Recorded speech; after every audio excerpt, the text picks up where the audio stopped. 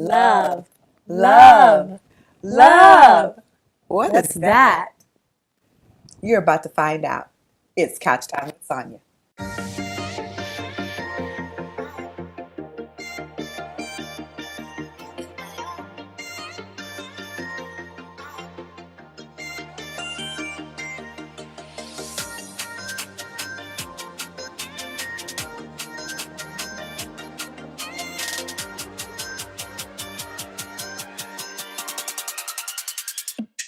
Hola y bienvenido. And she said, hello and welcome. I am Sonja Lowe, the Embrace Coach, and I am joined on the couch with my beautiful co-host, Delia Cortez. Couch Time is a family space where we have real conversations.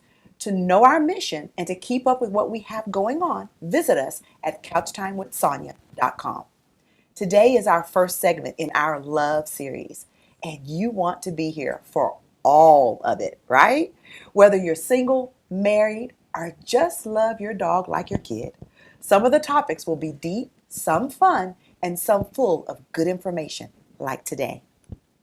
Just what do you mean when you say this word, love? Love is defined as an intense feeling of deep affection for something or someone. We say I love you to people, the things that we like my Harleys, or places we visit, things we like to eat. But today, we're going to have a special guest, and he is going to join us to talk about his love of entrepreneurship. Join us on the couch. If you would like to be a guest or advertise your business on Couch Time with Sonja, I would love to hear from you. Email me. Visit couchtimewithsonya.com. Today we're talking about love of something you enjoy doing. We are welcoming Mr. Fred Vernon of KLV Ventures, and he has a love for entrepreneurship. And today he's going to share not only his love for entrepreneurship, but he's going to share with you some great information. So if you're watching and you want to be an entrepreneur, or you are currently an entrepreneur, you can learn some valuable tips today. So we welcome you, Fred. Thank you so much, Sonja. Thank you so much, Dee, for having me on the show. I'm fired up and I'm excited to be here. I'm excited to have you here. I haven't had the pleasure of meeting you, although I've heard so much about you from Sonja and from Brad. So before we get started, let's get the audience an opportunity to know you a little bit. Absolutely. So I'm going to ask you to tell us a little bit about yourself and what kind of person you are. Absolutely, absolutely. Well, born and raised in Port Arthur, Texas. We just, a lot of people may have saw it on the news. We went through Hurricane Harvey, and we had a lot of flooding. A lot of families went through a lot of tough times. The city, went through it. But we're in the process of recovering. But I was born and raised out there. Graduated from high school in 2006, and finished my master's degree and ended up starting my own business. I had a passion to take care of my family. I had a passion to drive to be more and to do more. And so that, in a nutshell, graduated from high school. I was passionate. I was fired up. I was motivated and started out being an entrepreneur, and I fell in love with it. So if you had to describe yourself and say just three words that wrap up who you are, could you do it? What are they? So I would say passion. I would say love, and I would say hopeful. Just hope, and I really think that as coming from a city like Port Arthur, where people may often look down on you coming from a smaller city, or people may think that people with vision and drive aren't necessarily coming out of that area. I feel like those three things, everything that I've been able to accomplish with my team and the people around me, I think I could sum my life up in those few words. And I think hope by far, and love, passion, those things are really the ones that kind of embody everything it's taken to get here today. I think I would agree. Because definitely that word passion, you can see your passion and feel your passion whenever someone's around you. So I can definitely say that. Thank you. Thank you for having passion, but hope. That is dear to our hearts is the word hope. Because bringing the joy and the hope to someone that there is better is exciting. Absolutely. And it's sometimes in life, I think we've all experienced it. It's like, you're going through something, or it's a tough time, or things don't work out like you plan on it to work out, hope is what keeps you going. Hope is what makes you resilient. Hope and seeing that vision, it's the evidence of things not seen, and that keeps you alive, it keeps you going. And hope is contagious. Yes. And it's tangible. It's tangible. Can you go back and say that hope is what? Hope is, to me, is the evidence of things not seen. It talks about it a little bit in the Bible, and that is really stuck with me. Faith and hope, I feel, are synonymous, and it's kind of like when you're going through a hard time, or if you want something, you feel it so bad, but you can almost see it. You dream about it. You're passionate about it, and other people may not be able to see it, but you have so much hope, so much belief in this thing, this vision, this dream, that when other people are in the room with you, when you talk about it, they would think it's already there.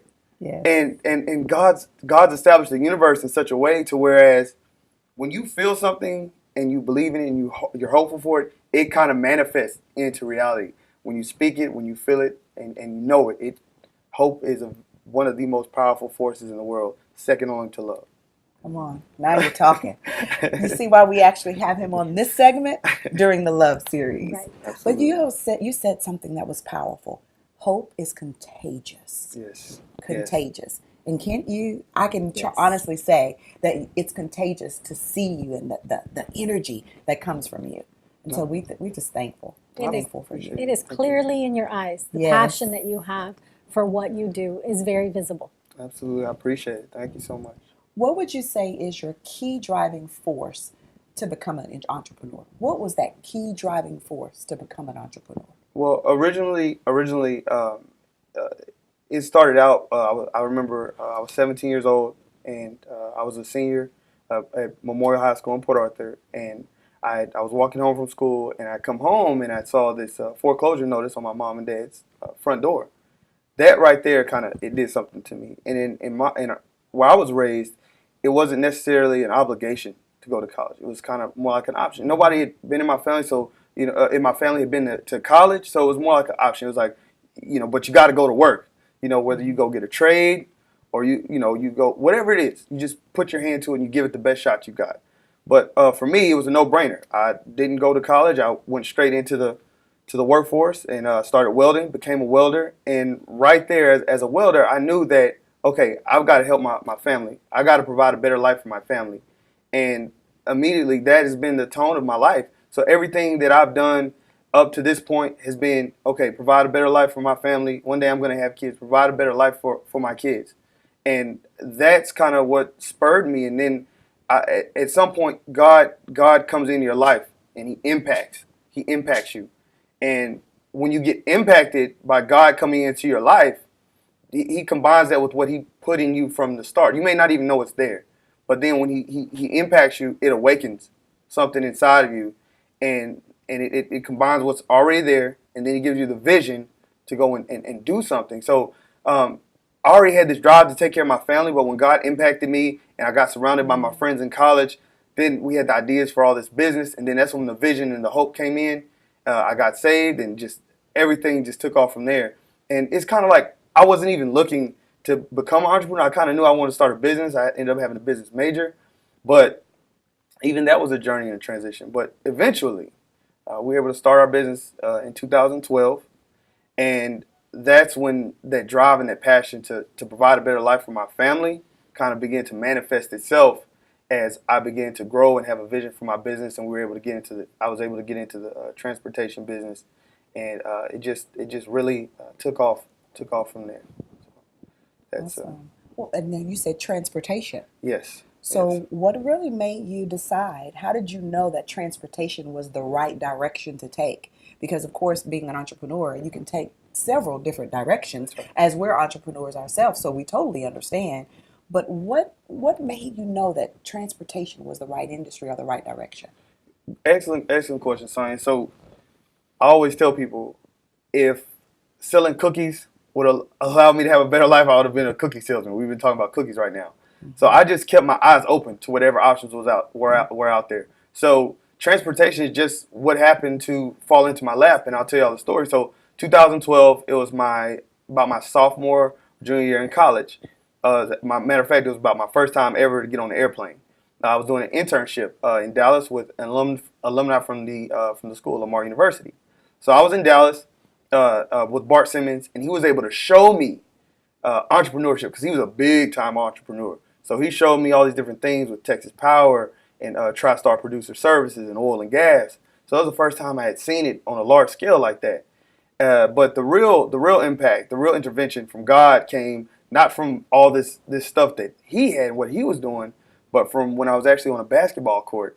And I was on the basketball court and I saw this guy loading up these U-Haul trucks. So he comes over to the rest of the young men we're with and he says, hey Fred, hey young man, you know my name obviously, but he said, hey young man, will y'all help me load up my U-Haul truck and bring it to my house, bring my stuff to the house? I'm like, sure, okay. He said, I'll pay you guys. I'm like, okay, no problem. So we load up the U-Haul truck and we're driving down, we're following him, and the houses get nicer and nicer and nicer. Finally we pull up and we see this black and red Jaguar, this beautiful house, and we're unloading. So naturally, I asked the guy, "Hey, what do you do?" He said, "Well, let's go to lunch tomorrow. I'll tell you all about it." All right, good deal. So we go into lunch, and we're eating our fish and everything. And he tells me he's an engineer from Match.com, and he gives me the game-changing advice. This is why I'm in transportation. He says, "Fred, when you go to corporate America and you start your job at PricewaterhouseCoopers, you do not want them to feel like they own you. You need to own a FedEx route, a bread route, or a Dorito route." So for whatever reason, that kind of stuck in my head. I flew back home for my internship, got to church. I knew one guy that worked for FedEx Express. And I was like, "Brother Bobby, do you know anybody who's selling FedEx routes?" And he says, "I think I know somebody selling FedEx routes, but let me check in." So he introduced me to somebody, and sure enough, I bought my first FedEx routes. I had to raise the money. I ended up raising like $65,000. And but the KLV stands for Corporal Lopez Vernon. They were the original guys who helped me help put in some funds. They put up the majority of the funds. Then I got a couple other investors here and there, 1,000 here, 2,000 there. Pulled it all together. I met the requirement for the person who was selling the FedEx routes. Bought those first routes, and we were in business. And that's why transportation, because I was open-minded to whatever. And originally when I wanted to start a private equity firm, all these grand visions. But God saw fit to steer me in the way of transportation. And that was 2012, end of 2012, my senior year. Started on transportation, and then 13, 14, 15, 16, 17, and now we're rolling. So that's how it started. So for you, it meant keeping your eyes open and really not shutting any doors, That's right. but just being open That's and right. having the vision That's right. to see it. That's right. And oftentimes, and we were talking a little bit offset, it's like going in, if you live your life like going into a closet. And for example, if somebody says, "Hey, Fred, you go in the closet and tell me how many blue objects are in the closet." So I go in the closet and I count the blue objects and I come out and they say, "Well, how many red objects are in the closet?" Well, I was looking for blue, and it's kind of like this automatic filter you put on your eyes and your heart and your mind. So you have, I approach life with that same concept. I don't want to be looking for just the blue or just the red. It's so good. I'm open to everything. You know, there's a really good video on YouTube that is about this topic, and it's some people that are playing. I believe it's a basketball game, and they're so focused on what they're doing, passing the ball or whatever the exercise is, that they don't notice that a bear walks in, stares at a few of them, but they're so focused on the task at hand. Wow. That a bear walks in, turns around, walks off. They never even noticed because they were not looking. Wow. So I love that advice that you have for future entrepreneurs or those that are entrepreneurs now. Keep your eyes open. Yes. Don't close any doors. Just be ready. That's right. One thing that I heard was opportunity. Opportunity. And that is powerful to me. He was looking for an opportunity. That's right. If you're looking for an opportunity, never close the door, because the opportunity could be sitting right in your face right now. We're going to take a quick break. We're not finished. Fred has much more to share with us, but we'll be right back. I'm Marlon Wilson, and you're watching Grind Time with Night Wolf Productions. If you got a plan, just do it. Don't let anything stop you. I'm Lauren Tolott, and you're watching Grind Time with Nightwolf Productions. Live poor, poor, poor for the first full year as an entrepreneur. Probably 2. I am Chloe Cook, and you're watching Grind Time with Nightwolf Productions. There is no limit as long as I'm willing to fail enough times. Hi, I'm Samir Freedy. You're watching Grind Time with Nightwolf Productions. You want to be the best, you gotta be a little bit crazy. Start where you are, and start today. I am CJ, and you're watching Grind Time with Nightwolf Productions. Go find that passion and go for it. I'm Avi, and you're watching Grind Time with Nightwolf Productions. I always tell myself I'm gonna win. Like, this is gonna happen. Stop settling for an illusion of success. Stop settling for an illusion of entrepreneurship. And keep grinding.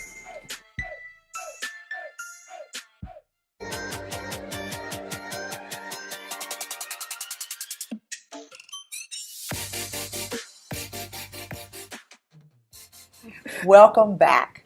We have been having an amazing conversation during the break, but I had some questions for Fred, and I bet you have the same questions. So we're going to kind of go back to something we were talking to him about earlier. Fred, we asked you a question, and you were telling us how you raised $65,000 for your business. Well, I know as an entrepreneur, you're probably asking, how did he do that? I definitely want to ask that question, Fred. Would you please tell us and our viewers how you did that so successfully? Absolutely, absolutely. So there's several components of it. First one is don't be afraid of a no. So anytime you're doing something, you're asking people to give you their hard-earned money, right? So you got to be, number one, passionate about it. You got to know your topic, because passion is good. But if people don't feel like they're going to get a good return on their money, or that they're not even going to get their money back, and then they're probably not going to invest in you. So it's number one, you got to be passionate. Number two, know your topic. Because if I'm in the oil and gas industry and I'm marketing to a person one-on-one and I want them to invest in me, I'm going to know my topic. I will have done my research to know most of the questions that they're going to ask me. And if there's something I don't know, I'm going to look it up, or I'm going to tell them I'm going to get back with them. Number three, don't ever ask anybody for money over the phone. Or via email or text message. And people do that often. Well, that's a great point. Point. Did you catch that? Don't go after money over a text, over telephone. Meet them, look at their eyes, let them see your passion, let them see that you're knowledgeable on the topic. That's right. They've got to feel you. They've got to see you. They've got to feel you. Yes. And next, you got to qualify people. So I had a friend of mine, Luis Lopez, and he's really good at sales and marketing. And he taught me a valuable lesson. It's whenever you're doing anything, whether you're trying to make a sale, you're trying to pitch to an investor, you're trying to get a new client, you got to first qualify them. So that, for example, it wouldn't make any sense to me. I'm in the transportation industry, and I go to a duck hunting facility and I try to sell them on transportation services. They probably don't need it. So, I'm sure at some point in their process they need it, but it really wouldn't make sense. Right. So first I qualify. You qualify your potential investor. Do they have the cash liquidity? What stage are they at in their life? So on and so on. What's the amount you're asking for? And do you think they fit in with that? So are they a good fit for you? And are you a good fit for them? So that's qualifying your investor. And then next, you got to look the part. You got to look the part. If you're out there, you're doing your thing, and again, if I'm going back to the same duck hunting facility, but this time I'm going to be asking them to invest in me. I'm going to ask the owner of that duck hunting facility, that acreage, would you mind investing in me for some other venture? Well, if I go out there, I'm not going to go with a suit and tie and some, Cole Hans and walk on his facility and ask him for money, because I might look like a slick greaseball investment banker that I don't trust these guys. Right. I might look like nothing against Wall Street guys, but he may look at that and say, I don't want to get involved. Now, if I go up there with a blazer on, some blue jeans, and some boots, okay, I like this guy. He's probably a fisher. He's probably a hunter. And I think I could probably get behind this guy because he clicks with me. I like the way he looks. So Those are it's great points. relationship. Yes. You know, it's a relationship with them. Yes, and that's a good point. Good point, D. So that's a whole nother thing. People are like, oh, where do I go for the money? Do I need to go here or there? You start with your personal network first, right? Yes. So you start with your personal network. I think of just about all of my money, I think it was a small portion of it that came from outside a person I never met. But and that was even from a referral. So there was no money that I had gotten from the banks. It was all personal network. And I didn't know anybody that had money over, $5,000 or $2,000. So I'm just literally going out, talking to folks that are in my personal network, 2,000 there, 3,000 there, 4,000, 1,000. Then I had my best friend to this day, Paris Corpal, who's the K in KLV. He did put in a significant amount of money. It wasn't 50%, but it was significant. And that kind of helped me take up. But Paris had been my friend for years before that. Right.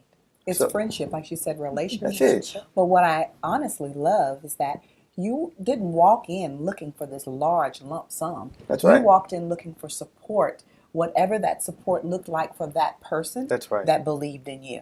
That's right. That's exactly, if you're trying to do the same thing, take his points and his tips. But what you have to do is remember also is don't always try to go with a specific number. You don't know what fits that person. And whatever fits that person, just say, can you help? Will you support? But man, his tips on making sure that you've got your ducks in a row, no pun intended, are excellent. I was thinking the same thing, no pun intended. No pun intended. That was so awesome. That's right. But thank you so much for just sharing that. And then the last question before we take a quick break, I want to ask you, if you had the opportunity to tell someone that was trying, they've been trying, and they feel like they're continuing to go circles and circles. They just can't get the support. They can't get someone to back them, but they feel like they have everything in place. What advice would you give that person that maybe they would stop running the rat race and maybe they realize, you know what, it's time to get off of that rat race and go in a different direction? What would you tell them? Great question. I would tell them to look internally. First thing I would say is definitely don't give up. That's good. Because just because it's challenging, so good. Just because it's hard, just because it looks hopeless, people tell you, oh, you need to go to something. Forget all that. That's good. If you believe in it, that's enough. So I would tell them, number one is don't give up. Number two, you need to be humble enough to look internally and say, okay, what is it about me that people may not want to get behind me on? And it's a very humbling experience because you got to ask yourself, where am I dropping the ball? And it's like, okay, do I know my topic well enough? Is it the way I dress? Am I communicating properly with the people? Is there a disconnect? Or maybe, quite frankly, my product has too much risk associated with it. That's a great point. And so if it's too much risk associated with it, then you got to go, hey, maybe I need to do some kind of forecasting or come up with some type of modification to what I'm trying to do, so that I can mitigate. Put in stop positions or put in some kind of hedges to protect your investors from that risk that they feel that they're exposed to. And you put yourself in the investor's shoes. That's good. And say, okay, and think objectively, if I'm an investor and the person's coming to me asking me for X, Y, and Z, am I going to invest based off? And don't say, you can't think like, okay, it's me, they should invest. You got to think objectively, independently, genuinely. Ask some people who are going to keep it real with you. You're exactly right. Did you hear that? People that are going to keep it real with you. We say many times, we want people that are on our team and around us that are going to hold us accountable and not just be a yes man to us. Entrepreneurs, you don't need everybody to say yes to you. You need no's. And I love it that you heard Vernon say, and of course I call him Vernon too. It's Fred Vernon, but I love to call him just Vernon too. But what's so awesome is you heard him say, don't be afraid of the no. That's right. No's will come, but you keep moving because it's not their dream. It's your dream. That's right. That's right. Now I can recall in 2014, just in reference to people telling, I was 24 years old, about 24, about 24, 25 in 2014. And I had my business, our revenues, our profit margins at that time, I was probably making $300 or $400 a week. So we were okay as far as our profit, but we weren't doing great. And so I quit my job. Before I quit my job, I did quit in 2014. But before I quit my job, I was lining out this project that we were gonna do because I was like, okay, we've been doing FedEx for a while, we're good. And then it was like, okay, we've got to expand into these 18-wheelers. Well, I knew I had a passion to grow the business. So I go out and I went to almost every single truck dealer, truck leaser. I went everywhere looking for somebody to give me trucks. I was 24. Nobody in Houston would give me trucks. I found one person that gave me a shot. One person to give me a shot. They said, okay, Fred, you're an entrepreneur. It was right over here at Amigo Trucking. One person gave me a shot, and they gave me my first 2 trucks. But I had so many no's. But I didn't stop at that. I didn't say, oh, man, this is hopeless, man. I need to change this. I need to change that. I did look at my approach, but ultimately it's just determination. It's just persistence. So I love how you talked about how many no's you got, but you didn't give up. At all. So we're going to take a quick break, but when we come back, we're going to hear why he didn't give up. Even after all the no's, he did not quit. Don't go anywhere. He has so much to teach you. He has so much to teach us. We'll be right back. And then there was life. Born to color outside the lines. Born for such a time as this. You showed up on the planet to produce a dream. You, yes, you, were born with purpose, with words. Friends, imagine that your dreams can become your reality by the words you speak. It all starts today. It starts with you. Creation, formation, transformation, all begin with change. The battle is in your mind, but your voice is your weapon. Speak life, believe, prosperity, creative, daring. The best way to predict your future is to create it. Your future is unwritten. Let's begin writing today. Your words create your world.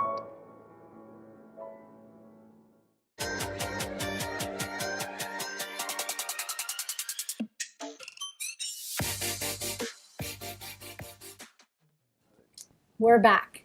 Before we left you with why Fred never gave up, why he persevered through the no. So we're going to pick up right there.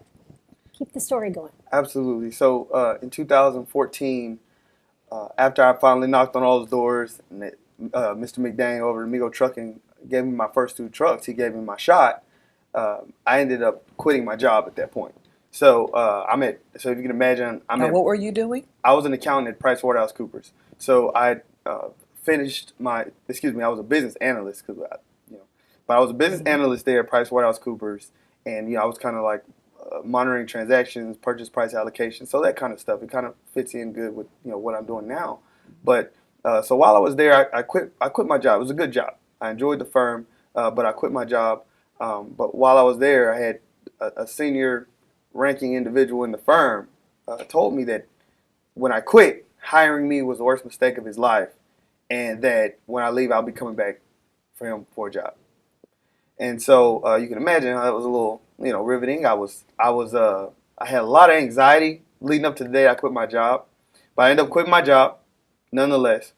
I got my first 2 trucks lined out. Everything was lined up. I had the employees, which were staying in my apartment. I was interviewing the employees, while I was on the clock. So my work performance was tanking, but I got out of there in time. I resigned in time. But now it's time to go to work. Quit my job. At this point, I've been in, our first day of business was January of 2013. So we started in November 2012, but January of 2013 was when the first revenue came in, which was $700, by the way, which wasn't enough to cover anything.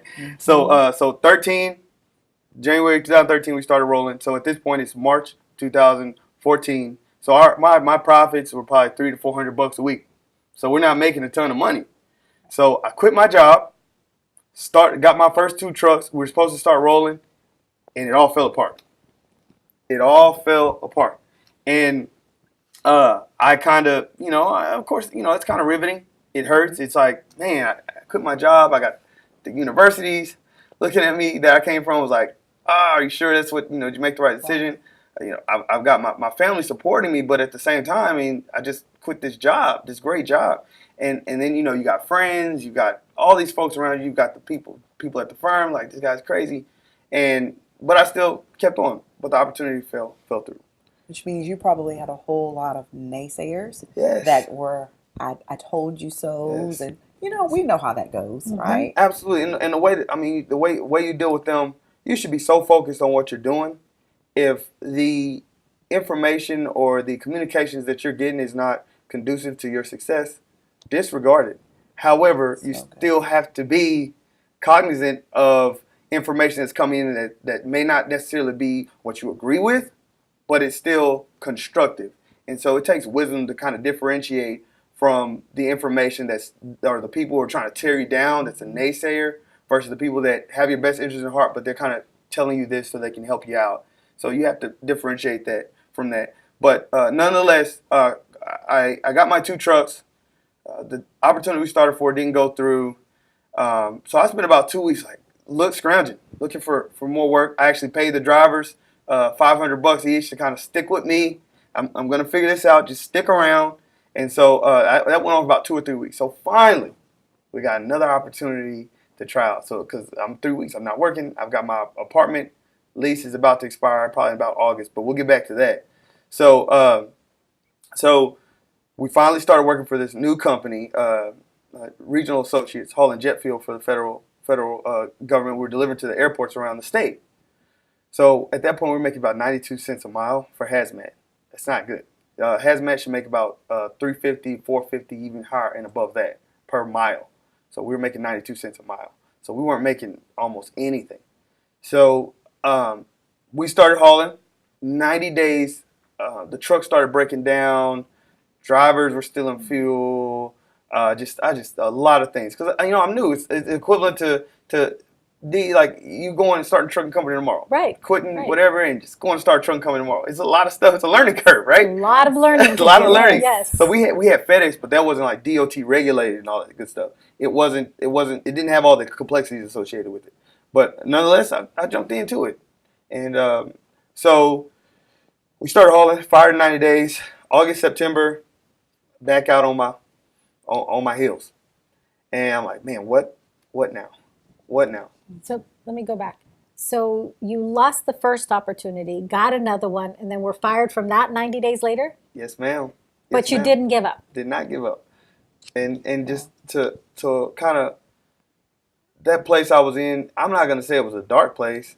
To me, I think for anybody who's determined, that's a beautiful place to be because, I mean, when you're in a situation where you have to fight, when you have to strive, you have to go for it, you are more prone to success than ever because your mind is open, your heart is stirred, you're passionate. I mean, if you've got children or you got a family and your back is against the wall, you're going to fight harder than you ever fought in your entire life. That's so true. So to me, that was the best place to possibly be. And, and I want people to understand that by the time August came here, I had to put myself in a position. I knew the risk that I was taking with starting this business. I knew the risk associated with that and the possibility for doing less than being successful. So in August, I made some sacrifices. I downsized. And so what happened was after we got fired from that job in 90 days, I said, hey, I still want to continue to do this and try. So I had gotten an apartment, with higher rent because I was making all this money at the firm, pretty good money, decent money at the firm, more than I ever made in my life. And I got me a pretty nice house. A pretty nice apartment, a nice car, cell phone, insurance, all that good stuff. Well, that apartment lease expired in August. I didn't renew it. So I didn't really have a formal place to stay. So for the next probably 6 to 8 months, I was living with my friends. Sometimes I sleep in my car. Like if I'm on the road and I'm moving, I was tired, I just pull over in a truck stop in front of the gas station. I go sleep in my car If I got I find a friend's house to brush my teeth, I think I had a toothbrush at 3 or 4 different people's house because that's what, I would move around. But that didn't discourage me because I was so focused on the task at hand, which means like what sustained me through that time, like what kept me going. And I would have to give credit to number one, God and my family, and just being so dead-gum hungry for success. Like I wasn't sitting there crying about, oh, this isn't working out, or I was focused. I was intent. I was passionate because it's not about is this gonna fail or whatnot. I was saying, don't get me wrong, I had some down times of just, man, it's just real. It's just real. That's You're real. human. We're human. Yeah, human. Absolutely. So I can definitely see that you had those down times, but you didn't stay there. That's right. So after August, I did downsize. I did without. But then after we were fired from that deal hauling jet fuel, I kind of looked. I said, look, I've had 2 failures, or less than successes back to back. I've got to make some adjustments. So I outlined about 5 key points that I messed up on that I didn't have. Number one, I didn't have a CDO, so I wasn't true to my craft. I mean, I've already got an MBA and an MSA, a Master of Science in Accounting, but I didn't have a CDO. Went and got my CDO. I looked at all the parts of the exam. 2 weeks, I went there and took the test, passed them.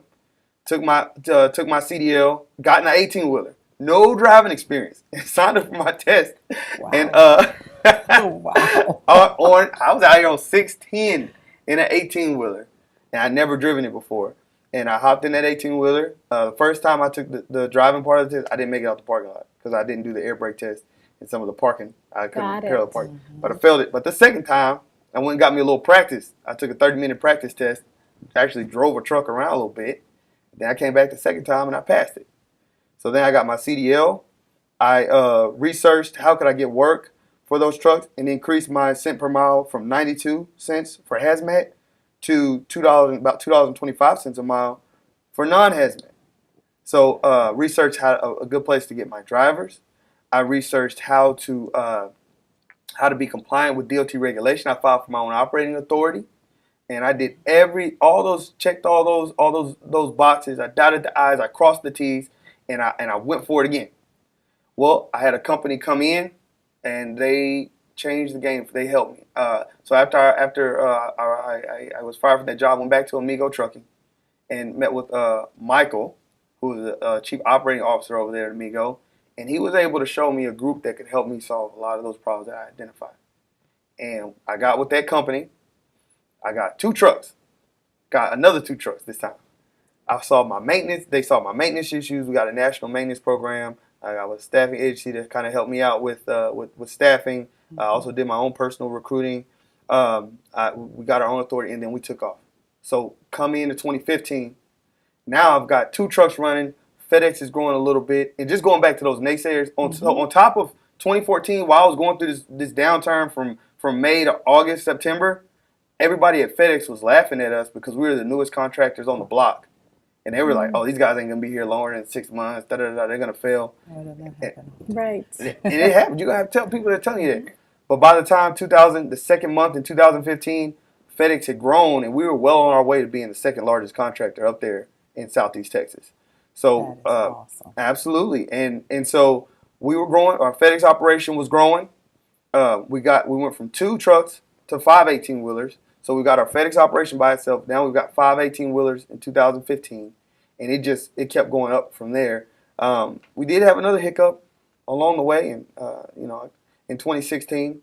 But before I got there, we had 5 trucks. The FedEx operation was growing well, and then I got an opportunity with JB Hunt, and they came over to my house. We all recognize that name. Yes, that's a huge name. They came over to my house, literally, and we negotiated a rate, and they said, but we need you to have 5 power units. 5 power units. So I'm like, okay, good deal. Well, instead of taking the 5 that I already had running, I'm like, I'm not going to stop those 5. Let me go ahead and sign for 5 more and put those on with JB Hunt. And we put those on with JB Hunt. When that's time, we had 10 18-wheelers. By early 2016, we had 10 18-wheelers. My FedEx operation had grown. By this time, we were the second largest contractor in Southeast Texas. I hear a whole lot of faith wrapped up in this. Do you hear? Yes, a lot of faith and just God teaching you lessons along the way. And I did, and so things were on the uptick. Then 2016, I kind of got away from God, got away from that relationship with God, got away from where I originally had started, and that was on my knees praying and having faith and being in church and living out those morals and values that my parents had raised me to have. And God has a way of grabbing you by the collar and saying, "Get it right." Yes. So we had ended up having 3 accidents. Fortunately, it didn't involve anybody. It was just my truck driver might have went off in a ditch or hit a deer, damaged a trailer, and I ended up having one of my trailers stolen. The trailer was stolen. The load on the back was stolen. Our cargo insurance dropped us off the insurance, and so it was another downturn. Now, after going down and praying, getting back on my knees and returning back to the prodigal son, returning back to the father, the business was resurrected. I mean, almost instantaneously. My trailer was found. We found a new cargo insurance provider, and not only that, but as we moved into 2017, I was able to get a multiple six-figure dollar grant from a municipality, and we were able to double the size of the company. You said grant? Yes. Grant. He said the word grant. Didn't have to pay it back. So long as, we hired and trained the folks, and I actually started a free CDO school in my community, so we could stop the from high school to pipeline to the jailhouse. Good point there. Absolutely. You became a conduit. That's right. Although you walked through that moment, you came out of that moment, Absolutely. and now you've become a conduit. Absolutely. Just absolutely powerful. Thank you. And all of this at age 29. You're such a young man. I can't wait to hear what you do over the next 10 years. Thank you. Yes, Thank you. exactly. Thank you. Well, I know that you have enjoyed everything that you've heard. But you know what? There's one thing that I know he has something in his heart of hearts that he wants to share with you. And don't you agree? I agree. I think you need to hear from him. He's going to speak directly to you. By now, hopefully all of you have watched my interview with Sonja, Lowe, and Dee. And I was able to cover my story and tell all of you a little bit about my experience. But I want to leave you all with 3 key points that if you follow, I am certain it will add more value and increase your chances of being a successful entrepreneur. First things first, you got to know your why. You've got to dig deep, and you've got to look for the reason why you want to be an entrepreneur in the first place, the reason why you desire to start this journey. It has to be something deep. It can't just be because, I want to make money, or I've got a great idea. That's fine. A lot of people are going to have that, and some people may succeed with that type of mentality. However, if you have a specific heartfelt why, that is going to increase your chances of being successful by 10, 15, 20-fold. And what I mean by why is if you sit down right now and you close your eyes and you think about the reason you wake up in the morning, what drives you, what makes you passionate, what gets you fired up when you think about it, that's your why. That's your reason for getting out there every day and getting on the grind. That's going to sustain you when you maybe have to sleep in your car. That's going to sustain you when the revenues and the profits aren't coming in. That's going to sustain you when you got 15, 20 people telling you no, when you got your family members telling you no, it won't work, change your mind, this won't be successful. When you dig deep and you find your why, that is what's going to sustain you, and that's what's going to propel you and keep you going in your entrepreneurial endeavor. And even in your personal life, it'll keep you going, it'll sustain you. So sit back, close your eyes, and take a few minutes to think about what motivates you. What are you willing to fight for? Think about that and focus on that, and that's your why. Point number 2, be willing to sacrifice. If you're not willing to sacrifice, then you're going to cut yourself off from so many opportunities out there. Honestly, if you're not willing to sacrifice, I personally do not think you're ready to be an entrepreneur.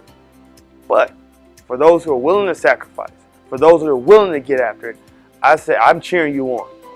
And I know that you're going to be successful if you're willing to sacrifice. If you got friends that don't think about life the way that you do, and they want to hang back in the trenches and not get out there and go do it, you probably don't need them in your life, because trust me, they're rubbing off on you. Make the sacrifice and get them out of your life. If you have bills or cable or nice expensive cars or nice expensive homes, and you have cash flow issues and you're living paycheck to paycheck, but you want to be an entrepreneur, you might want to look at reassessing that and kind of maybe downsizing your life so that you can take a side step, so that you can take 2 steps forward into entrepreneurship. So be willing to sacrifice, whether that's friends, whether that's a certain lifestyle. You have to sacrifice and forego instant gratification so that you can have long-term success. So be willing to sacrifice. And my third point I would have to say is, when you're deciding what it is that you would like to do as an entrepreneur, please be aware that it does not have to be something that you're passionate about. When I was talking to Sonja and Dee earlier on Couch Time, I told her when I was in college that if being a cookie salesman would have made money, or if being a cookie salesman would have been a positive commodity to sell at that time, then I would have gone with that. I would have been selling coffee mugs. So the thing is, it's not so much to be passionate about a particular item, selling hair or selling clothes or selling cars or being a promoter or whatever it is. That's good to decide.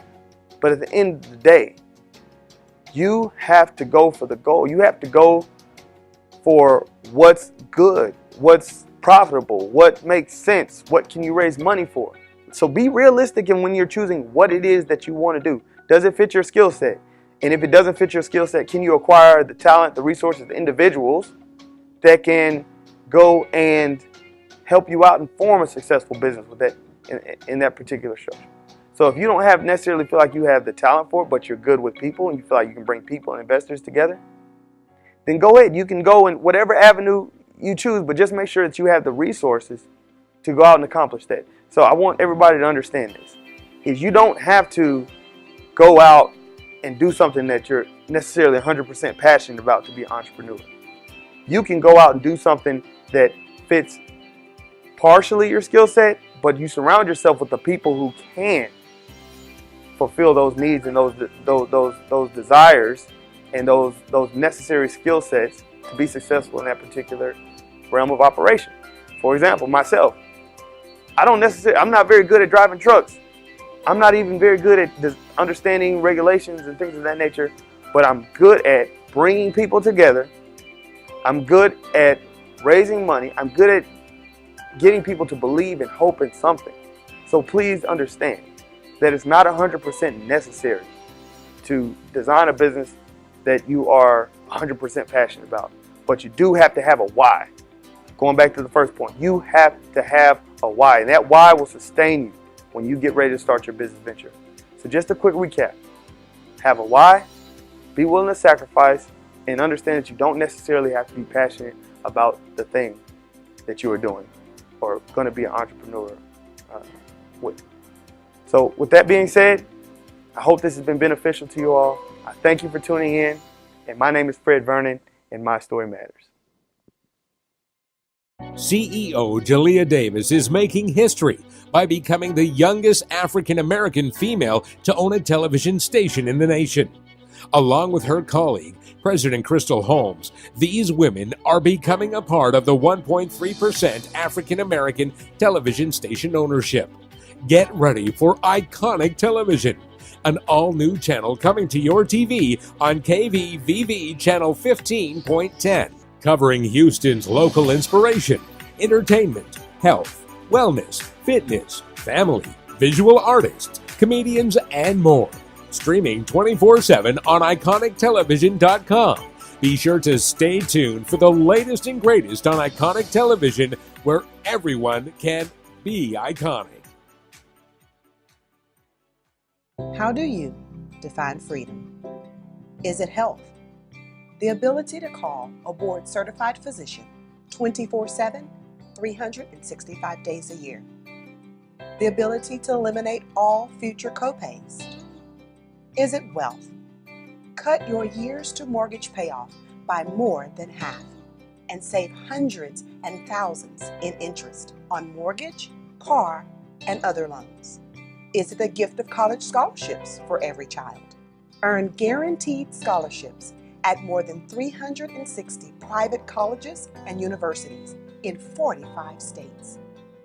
Or simply, abundance, time freedom, the perfect opportunity at the right time. It's all of these and so much more. We are looking for leaders, and freedom is calling. Join the Trivesta movement.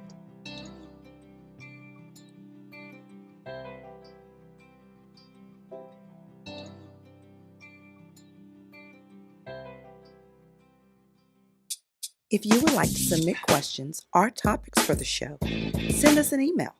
Visit couchtimewithsonya.com.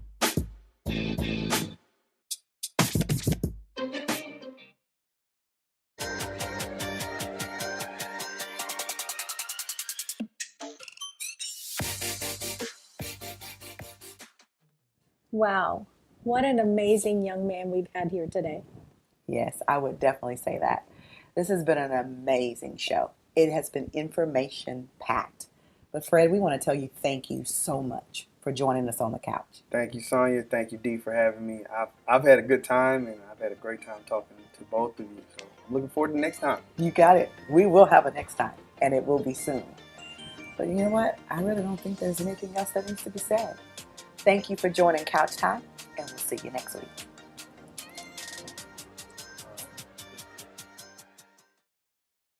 Do you ever find yourself asking these questions? Does my work matter? Am I making a positive impact? Does what I do mean anything to anyone? Am I really making a difference? So I want you to know you're not alone. I have asked the same questions, and I must confess, I sometimes fall prey to the lie that my work does not matter. Yes, I said the lie. I become discouraged in one of two ways. On some days, I feel that what I'm doing does not matter, often because it does not measure up to maybe someone else's work. On other days, I feel that how I'm working is falling short. I either have too much energy to quit or not enough to start. Can you relate? Whatever you do, it matters. As an inspirational speaker and an embrace coach, I essentially write and I speak often. Some of it is good, but some of it is not too good, especially when I'm comparing myself to others. There are many speakers and coaches, and some they have more training than I do, and many more who are simply even more interactive than I am. But when I witness some people's speeches, I feel sometimes that mine doesn't compare to theirs. And these thought patterns are not healthy. Comparison is the thief of joy, and we have to stop it. We all have a part to play, and we are all part of the body. Are you an eye, an ear, a foot? Whatever you are, you play a critical role, and what you do matters. And it matters to not just you, but others around you. No matter how society views your current career path, be it small or magnificent, it is important. Some of us scrub toilets, some wash floors. Some of us work in offices, some of us cook and serve food, some lead and manage, and some organize and assist. Some raise children at home. Doesn't matter, they're all important. And I want you to know they're all a blessing to you and others. Maybe it's for your coworkers. Maybe that blessing is for your students or your children or your spouse. You are doing what you're doing for a purpose, and it's important. How do you do it? It matters even the more. Did you roll out of bed today and you dreaded something? Maybe going to church, going to work, cleaning. You know what? The motivation that you have you lost it? Maybe to do that task that is you've been waiting to do.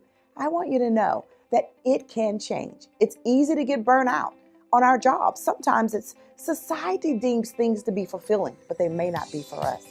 Every one of us has felt this weight on our shoulders, and that task sometimes becomes difficult. Sometimes it's humiliating, or sometimes it seems like it's out of our league. Do you ever feel burnout? Have you ever cut corners or shortcuts to get things done faster? I know I have. But you know what? It's really what lies in our heart. the attitude in which we do our work. Whether you're working hard in the kitchen or you're working at a headquarters, expect excellence. If we approach our jobs with this perspective that our work is not just for us, but it's for someone else, then we will do our jobs with greater passion and with greater attention to detail and more willingness. Approach every task that you have with an offering of love. I pray that this message today encourages you and encourages your heart. Take great comfort in knowing, no matter how small the task is, do it with excellence, and let's do it together. I want you to know that if you'd like to work with me, Sonja Lowe, your Embrace Coach, please visit my website, sonjalowe.com. And there's a spot on there for you to register for a free Embrace call. I'd love to take the time to embrace you. Let's do it together. God bless you.